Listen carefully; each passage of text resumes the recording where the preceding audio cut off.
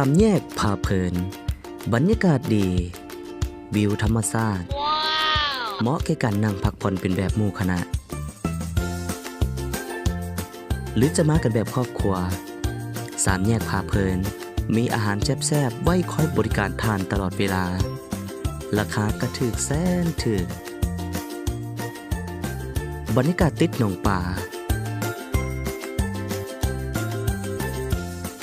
บรรยากาศติดทงไห่ทงนาและนอกจากนั้นเฮายังมีห้องคาราโอเกะไว้คอยบริการทานห้องกว้างแอร์เย็นมาหาพวกเขาได้ที่สามแยกพาเพลินตั้งอยู่บ้านโคกเมืองแก่นเท่าแขวงสิงห์บุรีอยู่มุมสามแยกก่อนจะข้ามไปขวาด้านนากระเซ็ง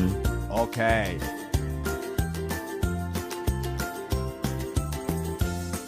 อย่าลืมมาหาพวกเขาได้ที่